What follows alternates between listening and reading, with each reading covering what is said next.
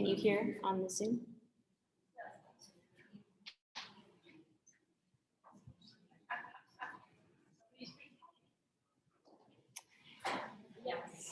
Great. Okay, we can jump in. Good evening, everybody. We will get started. And so thank you for being here, your first introduction to high school. We know you've lived through it, but we hopefully will help you coach up your student a little bit, know what to expect. I know some of you have olders, and then some of you, this is your oldest. So we will work together. So let's start with prayer, and then we will jump in with both feet. Tons of information tonight. Dear Heavenly Father, Lord, thank you for this day. Lord, thank you for being just a living, a gracious God. No, you already know the future that you have set out for these children. We know that you've equipped these parents. Lord, help us just to rest in that, to listen to you. Lord, I pray that you would equip our office to just help ease some of that anticipation and stress, Lord, and help guide their students to where you ultimately want them, Lord. Thank you for being with us. In Jesus' name we pray. Amen. So I want to introduce our office. So we are the Upper School Guidance Office. For those that I don't have the pleasure of already knowing, I'm Jody Benavides. I'm the Director of Guidance and Counseling for the Upper School. And then with me is my wonderful colleague, Mrs. King. You'll hear from her in just a minute. So we are both service guidance counselors. I work with students whose last names, alphabet M through Z. Mrs. King is A through L. But as we tell all kids, whenever they come in and ask a question, it doesn't matter your alphabet, we will talk to them. And then we have Mrs. Sparks, our registrar extraordinaire. So she works with all of high school. So she works with schedules and records and everything in between. Our school wouldn't run without her figuring out how to do what she does. And when you walked in, we have the wonderful Mrs. Constantine. She is our office manager. Yes, she deserves a round of applause every day. And she keeps all of us going. So anytime you need an appointment, you just have a question, she's your go-to for that. She's our quickest way to get in with us on our calendars. And then we also have Miss Addis, who is our upper school counselor. So she works with all students, no matter what alphabet, and she really focuses on emotional health, spiritual health, all of that incorporated. So all of us work together as a team. We just each have our own specialties. But again, when a kid walks in, it doesn't matter who they are and what they need. We're ready to serve. So we're going to give you kind of a broad overview. We're kind of skimming the surface here, and then know every year that we work together, that we walk together, we go a level deeper. Okay, so a little bit tonight. First of all, we want your students to come into high school and then graduate from high school, right? So we're going to talk about what does that look like, what is required, and so that way you start learning our terminology, the 4-year plan, and just some of our lingo when we talk about advising and fit. And then way down the big corner is college. We are not rushing you, but the more students know, right, the better choices they can have. So no tears tonight when I say that word. It is far enough away, but again, your kids are already talking about it, right? So we want them to know what options will be. As we say, today's choices determine tomorrow's opportunities. So we want them to know what that is. The schedule changes quite drastically in high school, so we're going to talk a little bit just about block scheduling, what that looks like, and how they discuss courses. And then ultimately, sorry, we're running this Zoom and live, and that, like we've told our kids, just so you know, we are really good at guiding them. We will never teach them technology. So I just want to be upfront with that. And our students have been so patient with us.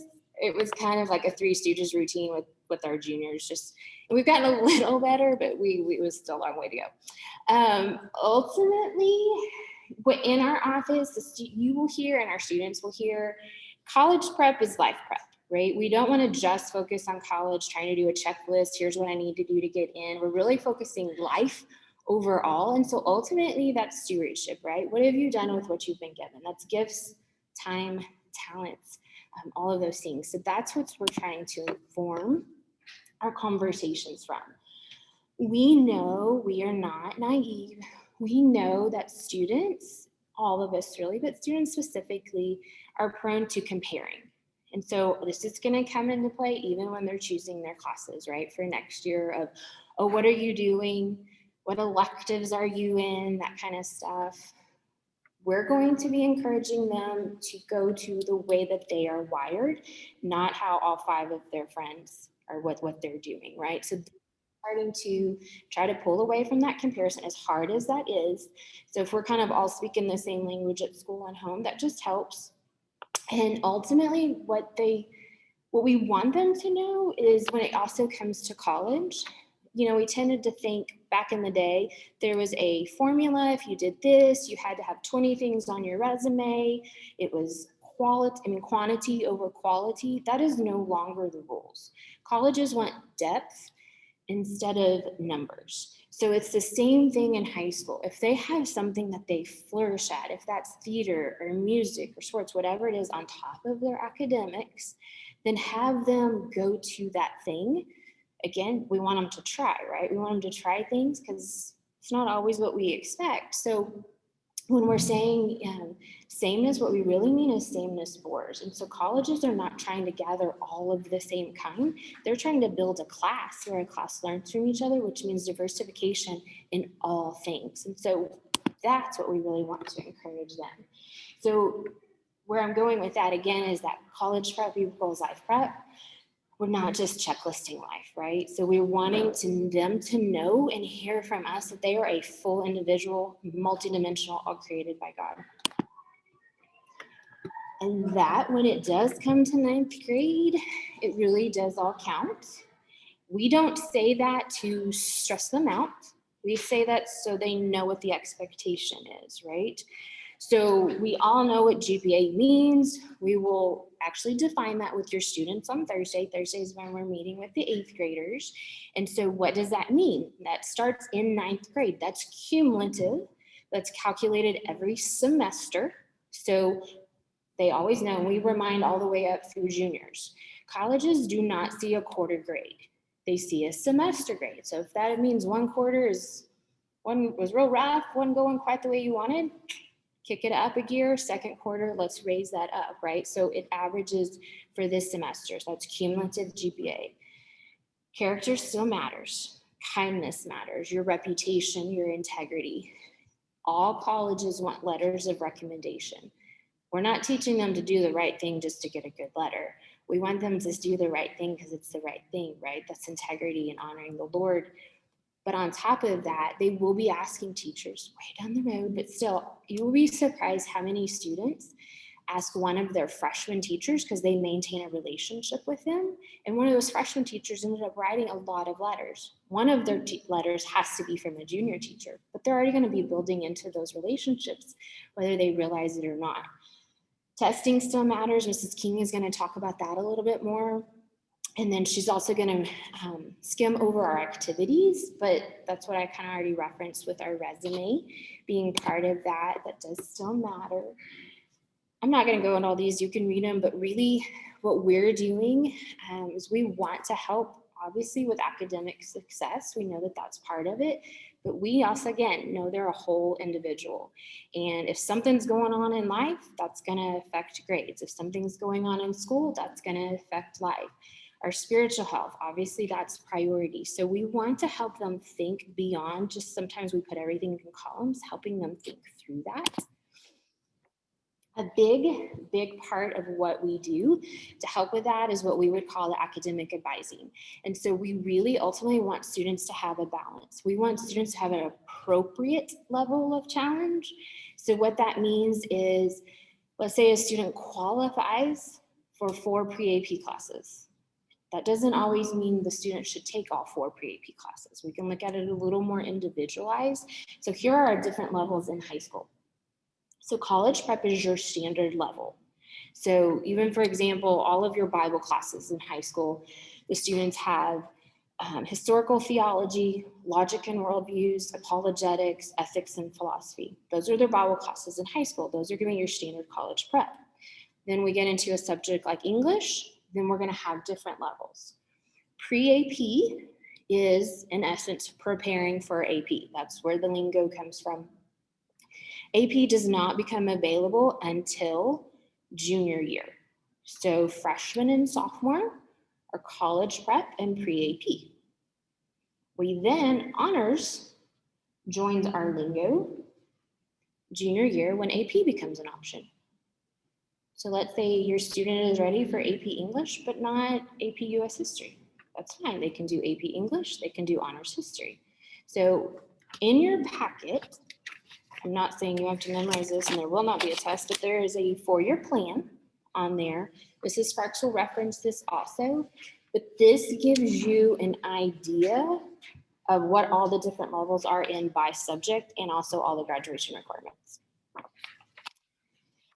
Dual credit, what that is by definition is 1 class, 2 credits. So high school goes towards high school graduation and then it goes towards college credit. Some of your students can start earning dual credit as early as next year for their language. If they're currently, say, in Spanish 1 or French 1 and they decide to do pre-AP Spanish 2 or pre-AP French 2, those could be dual credit options, which means they're actually earning college credit for that foreign language course. That's huge. So you're paying, I think, about $350 for a 3 credit hour. That's a bean compared to what you're going to be paying for it actually in college. And then some of your students might, depending what they might eventually be interested in, could earn enough hours to actually work towards a minor in a foreign language or eventually a major. So that's getting a way head start on that. But so we're looking at course placement and we're looking for opportunities for growth. So one example would be maybe they're not quite ready for that pre-AP English 1. We're going to do college prep English 1. And then sophomore year, pre-AP English 2. Then junior year, AP English. So we're looking for ways to growth. And that's where we can come in and help every year, just kind of just have a conversation and talk through, because we want to also think through what are they doing outside of school. So what other, basically from a time audit, what are they doing so that way we're still leading to success and not an overwhelming, right? We don't want them underwhelmed or overwhelmed. So when we're talking through schedule and how that looks different for high school, because this has a lot to do with kind of thinking through overwhelm, underwhelm, this is a block schedule. So they're used to now, 40, 45-minute classes, 8 classes a day, even though it rotates, and I've still never grasped all the rotations, but it's all there. In high school, they have 4 classes a day, and it doesn't rotate. So on an A day, periods 1 through 4, on a B day, periods 5 through 8. And then another difference is Wednesdays, they no longer get out at 2, they get out at 2:30. So Wednesdays is a little more extended than what they're used to. But you'll see currently, right now, it'll say Monday, Tuesday, Friday. The day starts at 8:30. That 7:45 to 8:25 is an activity period. That means if they need tutoring, teachers are here. There's no classes being taught unless they're doing certain electives. If your student continues in an FPS, science and liaison class, SLI, Student Leadership Institute, is a high school opportunity. Those opportunities meet during activity period on certain days of the week. You'll see there's 2 lunches. So they may have a different lunch than maybe their best friend. That's just a reality in high school. Sometimes we have to have conversations about that. And then on Wednesday, lunch is all together because seniors have an off-campus privilege where they get to leave for lunch. So there's room for all of them on Wednesdays. You'll notice classes are 90 minutes long, okay? The first, probably safe to say, about 3 weeks is like deer in headlights for that 90 minutes. And even because we go in the first week of class and teach them also, it is a big adjustment. And then when we go in the spring, we say, what's been your favorite thing about high school? Their answer is block schedule. Because then they have so adjusted to having the 4 classes a day, having 2 nights to do homework, especially if they're sporting events. It just spreads it out a lot more. If they need to get help from a teacher, it ends up usually being their favorite thing. But the first 2 weeks, it's a lot. Okay, so expect them that first month to come home completely spent.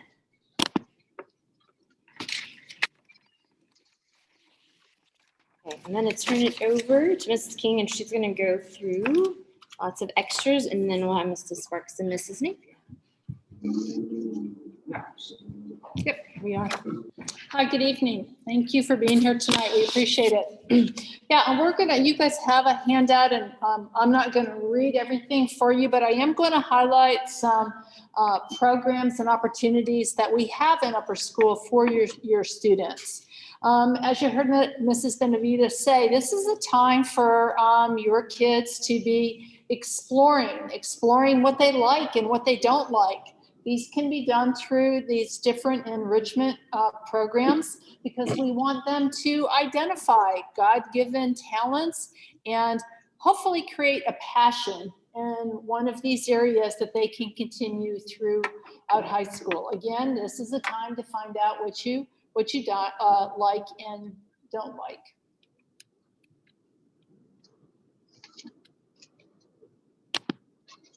All right, spiritual development. And spiritual development goes beyond the groups and the definitions we have up here, whether in chapel, biblical integration in the classes, which you guys are used to, and Bible classes. Our advisory groups, do they have advisory in 8th grade?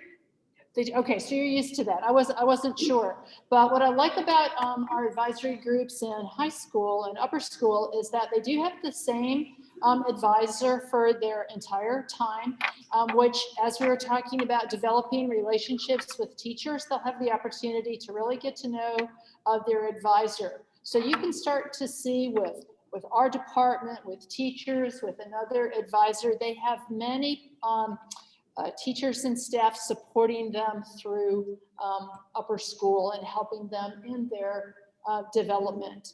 So you can see that spiritual development, and I'm going to call it biblical integration, it's not just in the classroom, it's actually in everything that they do. They are learning and understanding what stewardship looks like, so that this is carried forth not just in school, but after graduation and into life. All right, I'm going to show you some opportunities. And again, you guys are all going to see these options when you get into scheduling, but I'm going to touch on fine arts. Again, I'm not going to go through each one of these different opportunities. You'll be able to find those in the curriculum guide.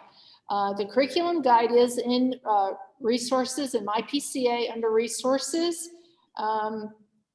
You will find an opportunity to get in and look at all the definitions for these different categories, prerequisites, amount of credit for each class. Mrs. Sparks is an expert at all this, and she'll be talking a little bit more about that. You'll also see definitions when your kids are doing their course request. And again, this is what we're going to be helping them with later this week. When you go online and course request, you'll be able to drop down and get a write-up of every class as well. So here's some opportunities in fine arts, and here are opportunities in technology. We have several different opportunities, and again, they're earning credits towards graduation. And again, as Mrs. Benavides pointed out, that back sheet that has the 4-year plan, you can see where they'll need technology credit and fine arts credit.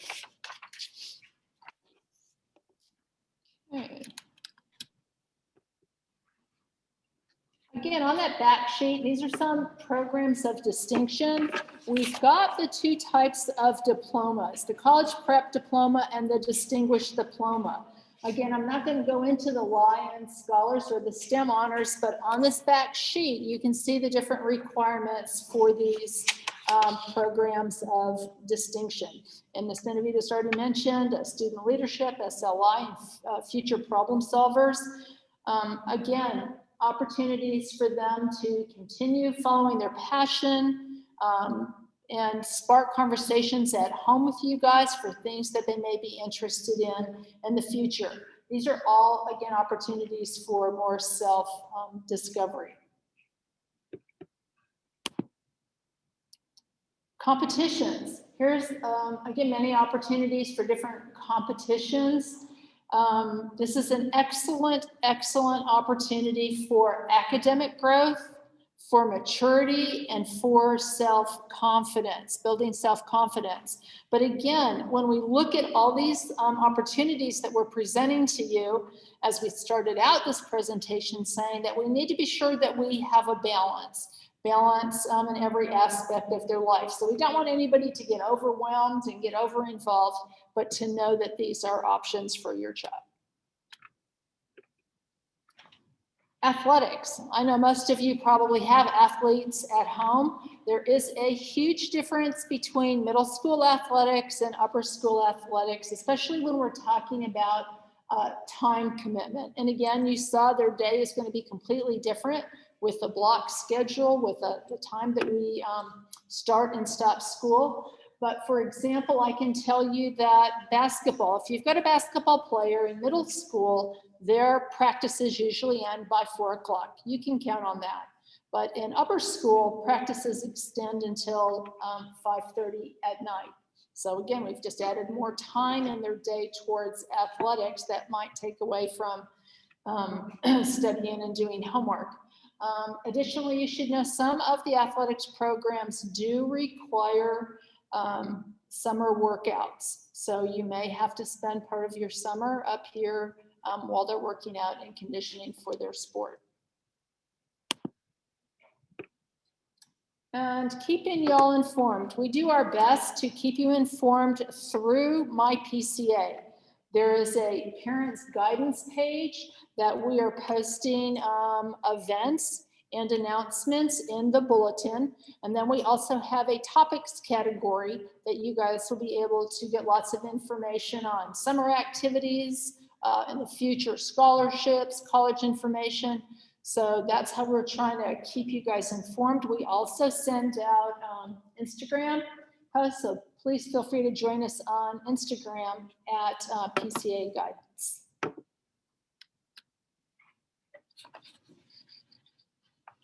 And testing. Okay, testing.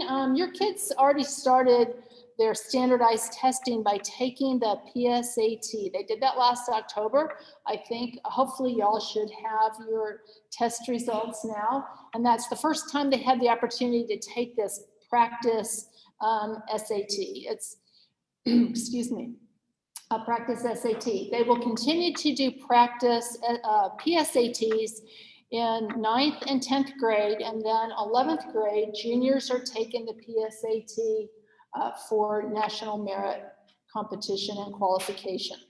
So we really feel that the more they practice, the better that they will perform on these tests. And we do use these results, the results from these tests, for qualifying them for higher level classes.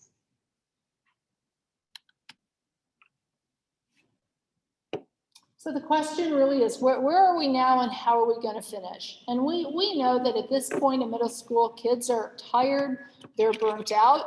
You may be tired and burnt out as well. Getting through every day, and even this year with the added COVID issues, it has been stressful for many.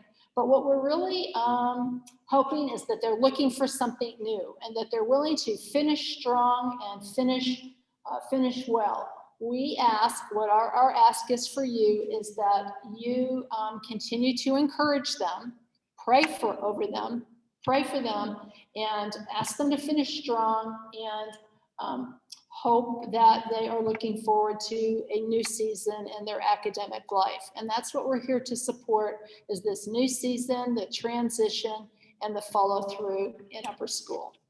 At this point, I'm going to turn it over to the amazing Mrs. Sparks, and she'll talk to you about scheduling. Pre-warning, I'm the worst at controlling both of these. I'm the most technical out of us, but not when it comes to this. So anyways, we are glad that y'all are here. I'm gonna move along here. Let's see. So this is high school scheduling. This is what I feel like in about a month, but it's very overwhelming for you all, and it will be for the kids when we meet with them on Thursday. For instance, they do not understand that we don't all take PE or conditioning. they think, because they're so used to it. So there's just different things. They don't, you know, the A/B schedule, but it comes along and they figure it out. They'll figure it out quicker than you will figure it out. Okay. Obviously, I can't figure that out. The graduation requirements, are y'all feeling really confident that I'm going to help you along the way? The graduation requirements, we touched a little bit on the different diploma types. We go over this with the students as well. This is all accessible in the curriculum guide, which it's online, but you will get an email after we meet with the students, all the places to access everything you need. But this just walks you through the basic requirements for the two different diploma types, as well as our GPA scale. And it is weighted, which means depending on if they take college prep, honors pre-AP or AP, it will change their GPA. And they get a GPA after their first semester, and the GPA is updated every semester. That's sometimes confusing. People think that it's by quarter. No, you get 2 quarter grades that will equal a semester grade, and then that changes your GPA. So it's okay if you ask that question though. So middle school classes that we can get credit for, the only thing that you can get credit for is pre-AP Algebra 1, or a Spanish 1 or French 1. Sometimes the kids will think that they took a fine arts or something like that. Well, they did, but it doesn't count for high school credit. These will go on the transcript. They'll have a grade. They'll be noted that it was a middle school course for high school credit, but it doesn't go into their GPA. So the point to that is, my own son said, well, then I don't really have to make a great grade in that. And I said, well, yes, you do, because that is working your hardest, but also it still is on the transcript. So we want to, you know, do the best that we can in the courses. This one is a little bit different, and these are not courses that go on the transcript, and they aren't courses that count for high school credit, but they do advance you into a different course. So middle school theater 1 and 2, if you had both of it, it advances you for the opportunity to take theater 2 in high school instead of having to go into theater 1. And then if you're already in honors art, which is a full year in 8th grade, you can move into one of the art 2 courses. And our art 2 and above are semester long courses. Otherwise, you need to start in art 1, which is a full year of a course. So, but those do not go on your transcript, and they're not high school credit. So this is basically a freshman schedule. You're going to have, the nice thing is even though they're going to be confused when we meet with them later this week, 5 to 6 classes are pretty much decided for them. It's just the level of class. So you have your English, your history, your math, your science, your Bible. That's going to be the case throughout all of high school. And then foreign language, you're going to have kids that are either going into their 2nd year or starting their 1st year. We don't recommend not taking it as a freshman because they need to keep moving along their 1st year. If they haven't already taken their 1st year, we feel like they need to go ahead and take it their freshman year. And then you'll have 2 electives. So that's 2 electives each semester. So it may be a year long. So if they took studio art, that's a year long. So that's going to be fall and spring. And then they'd have another elective option in there. So that's basically what that looks like as a freshman. Sorry, I need some notes. I want to make sure that. So the next thing we're going to go to is I'm going to have Mrs. Napier speak. She is our department head for math. And we've, the past few years, worked really closely with the math department in placing our students. And what we've found is it's given them really great success. And so she's going to talk a little bit about that, and then I will wrap up the different levels.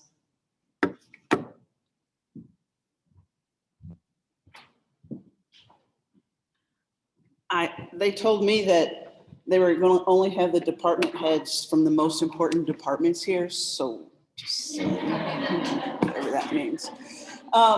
I do want to mention something that Ms. Sparks said. She was talking about the classes from middle school that will count for high school credit. And one of those was the pre-AP Algebra 1. And that is true, that is a high school credit. However, I want to make sure you understand The requirement, the graduation requirement is 4 math credits in high school. So that pre-AP, even though they're getting credit for it and it's going on their transcript, it doesn't count as one of the 4. They still have to have 4 credits while they are in 9 through 12. So they will still have to take math all 4 years, whether they took pre-AP in 8th grade or whether they took the pre-algebra in 8th grade. So just keep that in mind. So what I want to mention is kind of give you an overview, a little bit of specific for next year, and then kind of thinking forward into throughout the high school. Because one of the things is when you start to do this placement, you need to be thinking beyond just the next year. So in general, our math program, you would have Algebra 1, then you would take geometry, and then Algebra 2, and pre-calculus, and then depending on where you started, possibly into calculus or some of the other options that we have as a senior. So keep in mind, if your student in 8th grade this year took pre-AP Algebra 1, if they stay in that track all the way up, the goal is that as a senior, they will be able to take an AP class, whether that's AP Calculus or AP Statistics. We have several AP classes, meaning they will be taking that class for college credit while they are a senior. That's why it's called pre-AP. I'm not trying to be condescending when I say that, but a lot of times students are like, oh, I just want to take that because it's just to see if I can. I'm like, then what's your goal? Because if your goal is to get to an AP class to take college credit, great. But if it's not, maybe it's not the place for you, and that's okay. All right, so that's kind of the progression. Now within that progression, you have 2 tracks. As they mentioned, there's the college prep track, and then there is pre-AP or honors, okay? And I want to say this to you guys. Sometimes I think what happens is students see 2 tracks and they think that means high and low. That does not mean high and low. Our college prep is college prep. We are going to do whatever it takes to prepare them for college. And sometimes if they're not kind of understanding that, they're just like, oh, well, this is the low. So I'm going to perform at the low and I want you to expect the low. That's not our expectation. Our expectation is meet these requirements so that you will be prepared for college. Okay, that's college prep. Then we have pre-AP, which is a rigorous. It is pushing you towards taking a college class while you're in high school. And it is truly a college class, a rigorous, difficult college class. You will be prepared for it, but I just want you to kind of think that through right now. Okay, so for the next several years as parents and students, your choice is going to be basically, do I want college prep level or do I want pre-AP? And that's something that we will help you decide with the different things that Ms. Sparks mentioned, whether it's through their present grades, teacher recommendation, standardized test scores, that kind of thing. So for several years, it's going to be, if you're in pre-AP, your choice for next year is going to be, should I stay in pre-AP, or has that kind of pushed me to frustration? Maybe I need to be in college prep. Or reverse that, if you're in college prep, if you are just knocking it out the top, way over performing for that class, it might be, hey, maybe I try that step up, or do I stay? So for several years, that will kind of be your only choice. Once they get older, once they get to be juniors and seniors, then there are a few more options that open up. Does that make sense? So as Ms. Sparks mentioned, we have the several things we look at: the current grades, the teacher recommendation, and the standardized tests. And all those things are very helpful. And as a teacher who's been, and as the department who's made the recommendation, and then who has seen how students have done based on whether or not they take that recommendation, I cannot tell you how valuable that teacher recommendation is. I have seen students from the weakest to the strongest, and they thrive when they are placed correctly.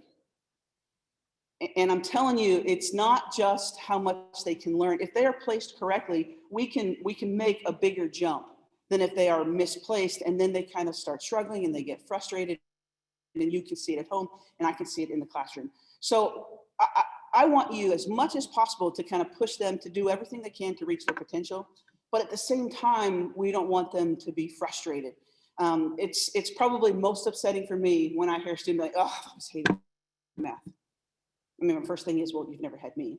And my second thing is, Well, I'm just arrogant that way. My second thing is, why? Is it because you're frustrated, you don't think you can do it?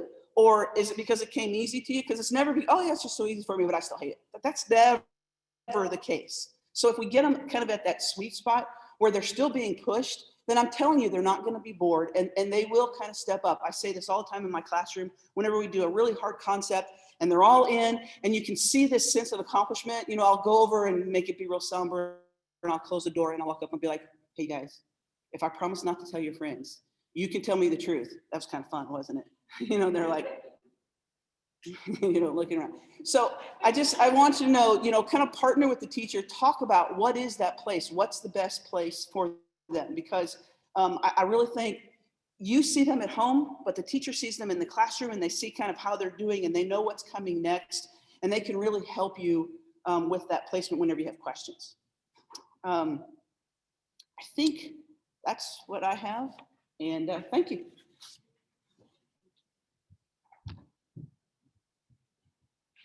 I'm going to tell you everything that Ms. Napier said is completely true. I can give you a quick parent testimonial to that because I was one of those parents that was like, oh no, I'm a math person. I'm like, you need to be in pre-AP. You need to be in there. And my now senior was like, no, I don't. And we talked about it ahead of time and she said, you know, she can try it, but she's definitely, it looks like based on all these pieces that we talked about, it's going to be really difficult. And it really was. And by second semester, I pulled her out of pre-AP and she was in a different class and she went from here to here, just soared. So all that to say that the math department really, the teacher recommendation is what we're really going on when we're qualifying our kids for math across the board. And it doesn't mean that there's not discussion if you don't agree with it or the student wants something different. But that's another great part of it too, is to have that discussion for the kids to say, well, this is why I want it. You know, some kids, it's like, well, I just want to just be in all pre-AP, or I don't want to take any pre-AP, but when we can dig a little bit further. So thank you for sharing with us. And this is what she referred to when we talked about the criteria. The other courses actually are all the evidence-based reading and writing. That's more of what we're looking at. So when we qualify the kids for if they should be in college prep or pre-AP their freshman year, we're looking at a grade of 90 or above for the semester that they just completed, 80% or higher on the PSAT in this category, and then the department recommendations. So the teachers have all sent back to me what they're recommending for the students based on how they see them in the classroom and what seems to work for them. So we're really going on a 2 out of 3 criteria for that. Again, I tell the kids when we meet with them, I tell them it doesn't mean that no way, no how. It means this is the recommendation for the optimal success, because we're not looking at just that one class. We're looking at your whole schedule. We're looking at all your core classes together. So we don't want you just struggling at all levels, right? We want them to not be overwhelmed, but not be underwhelmed. And then we talked to them about you qualify for it, and you're going to have kids, like she mentioned, that qualify for all pre-AP, but should they take it? There's going to be some that should, or even one pre-AP. So we talked to them about that and the differences. Oops, hold on, I went the wrong way. What'd I do? Here we go. Okay, sorry. Just about the differences in the courses, and there's a video that you all will be able to access where a different department head and our science department made telling us the difference between the college prep, pre-AP, and AP. And I have really encouraged the kids to go out and watch it, because they'll ask me, and I'm like, I took that class like a bazillion years ago, right? So it's going to be different. And he does a good job of telling them what the expectations are.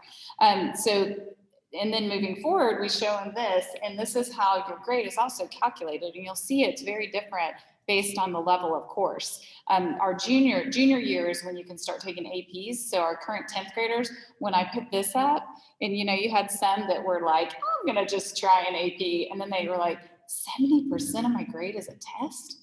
Is the test grade? And I'm like, yeah. So, and not to scare you away from it, but see the reality in it, right? So you'll see that's the biggest difference between the two, or between all three of them, is the test, what that counts for. And then we talked to them a little bit about how the progression works when they're going from ninth up. What I tell them is they can only make one jump. So obviously I talk with my hands. So you've got your college prep, you've got your honors pre-AP, and then your AP. We can't go from college prep to AP. So this first year, it doesn't impact them as much because their sophomore year, they can't take an AP. So if they're in college prep, that's fine if they still think that they want to try a pre-AP their sophomore year. They're on track for it, right? It's going from our sophomore year to our junior year. So when we talk to them this time in their freshman year about sophomore year, that's when they have to have a little bit more forward thinking. And then I had already mentioned, we're looking for the 90 or above for the pre-AP. And then you can see it changes a little bit going from 9th to 10th grade. If you're in college prep in 9th grade and you want to move up to honors, we're looking for a 90 or above like now. But if you were already in the honors, we're looking for an 85 or above. And that's not, again, a hard and fast, but it's pretty much shown us across the board what to expect, who's going to really succeed and who's going to really struggle. And so we mentioned that you can get credit for French and Spanish in middle school. So this is just the progression. They'll move on to pre-AP or the college prep. The pre-AP has a dual credit option when they go into the second year and further. And that's not something that the students sign up for. If they choose the pre-AP, they'll get an email from Lauren Leiniger, who is in charge of all of our dual credits. And that's not till later in the spring to let you know how to register for the pre-AP courses. For the dual credit courses. The dual credit, you don't even see the dual credit on the transcript. That's completely separate. So that's something that we'll request the transcript from the issuing college later for. And then the athletics and PE. So this is a place they get really confused. So conditioning is 1st and 5th period, which 1st and 5th is the first thing in the morning, right? Because we're on an A and B day schedule. And so not every sport requires conditioning. The ones that do are over here. It says fall and spring conditioning is required if you're playing football, boys and girls basketball, and if you're on Palm. Fall only is if you're spirit cheer, and then spring only if you're baseball. And then all the other sports don't require a conditioning class, but they do get credit for PE. So you need 1 credit to graduate. And you can get a semester credit for each season you're in a sport. So if I'm a soccer player, then I don't have conditioning. I'm meeting after school for my practice, but I get a semester credit that will show up as PE equivalency on my transcript for that semester in there. And that's the case for all of the other sports. Of course, you get a semester credit for each semester in conditioning. And then band, you get a semester credit for the fall of band in PE, and in the spring, you get it for the fine arts. If you don't need the PE credit, you can get a full year of fine arts for band. And if you're in the cast in the spring musical, you can also get a semester credit. You can also apply to be a trainer. Y'all have seen them out on the field and stuff, or on the court. And that is not a class. They meet usually before school and after school while the teams are practicing, and they work with Doc over in the athletic department. He's phenomenal. So if that's something your student's interested in, they'll get more information about that. I think really more when school starts in the fall or the end of the semester. Oh, okay, yes, at the end of the semester. And that's another one that they can get credit for, and it'll show up as a PE equivalency. So there's a lot of ways to get it. We also have off-campus PE. That is a way to get it. Let's say I'm on a select lacrosse team. And so I do all that. I can have my coach fill it out, the form out, and then I can bring that back to my office, and you can get credit for that. It doesn't replace a class on campus. It's just another way to get a PE credit. I keep hitting the wrong button. Here we go. Okay, the other required courses. So we have I tell the kids, you've got your core courses, you've got your required elective courses, which are these, and our PE and language. And then we've got our general electives, which are just additional electives, but they don't fall in any of the required categories. So they'll need a speech, live calling, that's a class that they'll take sophomore or junior year. They need their fine arts credit and a technology credit. And then we mentioned the 4-year plan that y'all have. I think it's a great document when the kids are really trying to figure it all out. Key things, 6th graded classes are required every semester.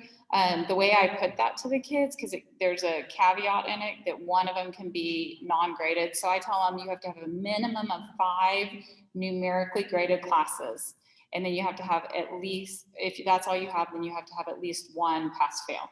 So think about my 5 core classes, and then let's say I did conditioning those semesters. I've got 6th graded classes, my other 2 fall and 2 in the spring. I mean, they could be a study hall. I don't recommend it to have that many study halls, but it works for some kids. Takes me to study hall. However, I do think study halls are valuable if your kid chooses to use them. My senior, her freshman year, study hall was where she planned everything she was going to do for the weekend and, you know, everything else, and didn't utilize it. Her sophomore year completely utilized it. So, you know, they have to figure it out. Learning lab, if your student, there's different levels of learning lab, and if your student takes learning lab as an actual course, it will be one of their 3 electives. So that will need to be selected for them. Let's see, yearbook. So we have yearbook and newspaper. Those have various prerequisites. You can see here, the course catalog will actually tell you very specifically what everything needs, all the prerequisites. Distinguished, STEM, and Lions Scholar. Again, not things that we need to put a big emphasis on right now, but just keep them on your radar. STEM, you have to start by the time you're a sophomore. Lions Scholar, you would have to start by your 11th grade year.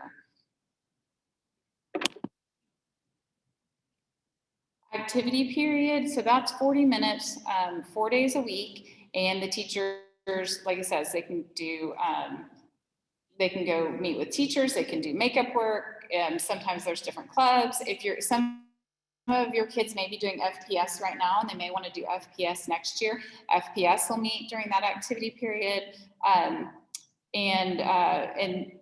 which moves me to FPS, Lions Scholar, and Great Books are all classes that they can get a quarter of a grade for, a quarter of a credit for, and they meet during 1 activity period a week.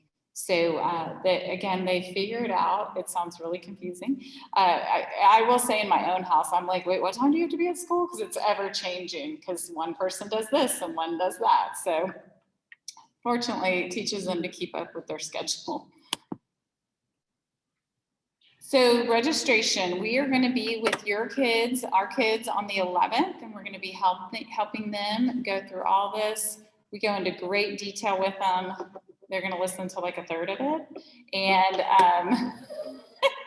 I mean, let's be real. And I have a boy finally now, so he's probably going to listen to even less of it. But we're going to have resources for the kids to be able to access any questions. You all are going to be able to access those same resources.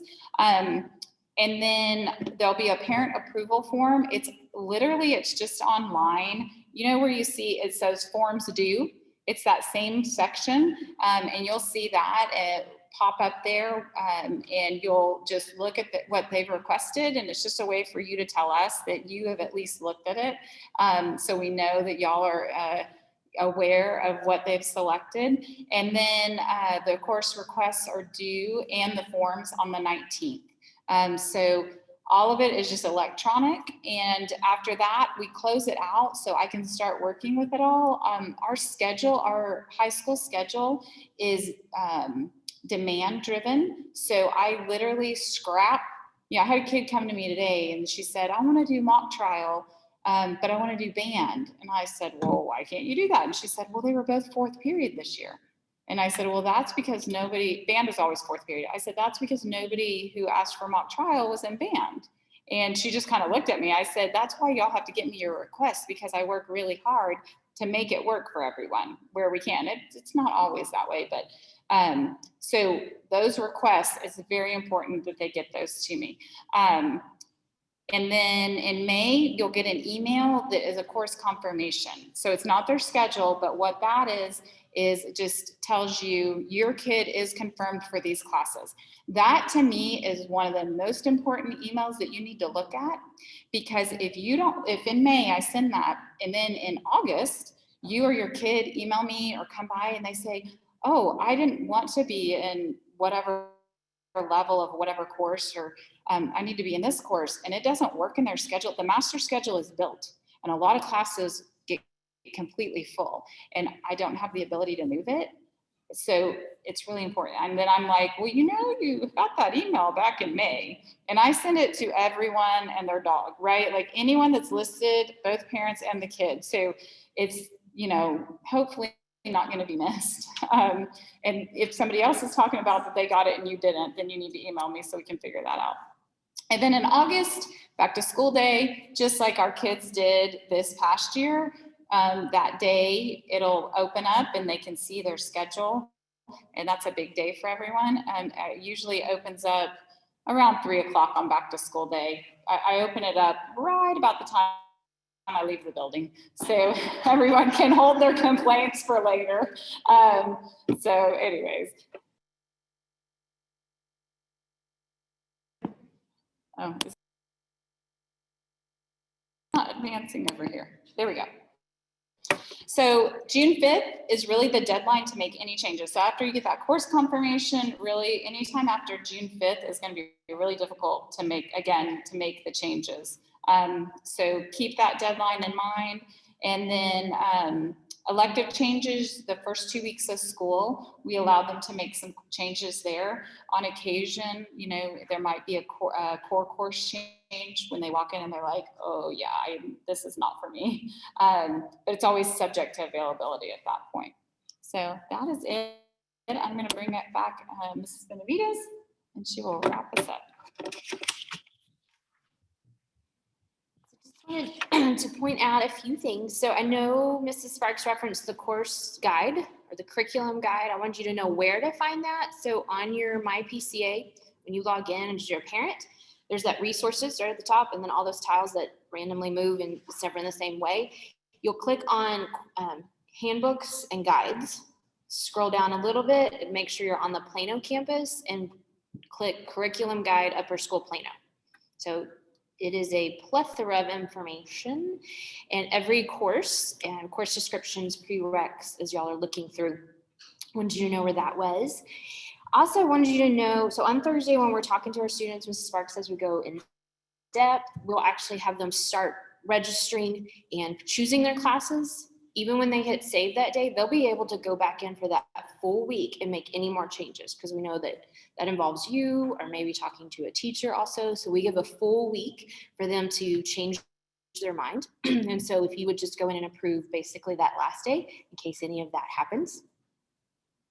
Last week, the 8th graders watched a video in class that we recorded last year with the high schoolers of just asking for advice. What is high school like? So they kind of had an introduction. And then this week, we're really talking them through block schedule and what does that look like. Then we wanted you to know for the very first time ever this summer, we're going to have a freshman orientation. So there's going to be a couple dates and afternoons that'll come out in a few weeks as far as when that is. And so hopefully all of the 8th graders will be able to attend, but that's where we're going to go more in depth, and we'll actually bring the high schoolers in person. So a couple sophomores, juniors, seniors, for them to be able to ask questions. We're going to have them fill out a questionnaire after spring break when they've a little bit closer to high school. What's on their mind? What are they concerned about? What are they looking forward to? So we can prep our high schoolers to prepare that. So that is a very exciting opportunity for them. You will also be getting a save the date. This week, we will have an open Zoom for 8th grade parents and 9th grade parents where we're just going to walk you through what is really on a transcript so that way you can understand what's on there, what are the colleges seeing, what story does the numbers tell. And so we're going to walk you through that. We'll send that out later this week. That will be in March. That'll just be during a lunch hour, 12:30. If you can just even pop on for a couple minutes, then that would be good. And we will make sure that everybody has the link for the video that Mrs. Sparks referenced that Dr. Steen made about the different levels. And that way you can watch it together. And then we'll also make sure that all the handouts, everything that you have is also sent out digitally. So we'll stay around for a few minutes. And if you have individual questions, and then that I'm going to pray and then we'll be done. Lord, thank you for this evening. Thank you just for all this information. Lord, help us all to process and be able to just walk out and ultimately know that you've got it, Lord, but that you will equip us to make the decisions and help our students just start owning this and walking through it. Lord, thank you for all the excitement that you have ahead of us. In Jesus' name we pray. Amen.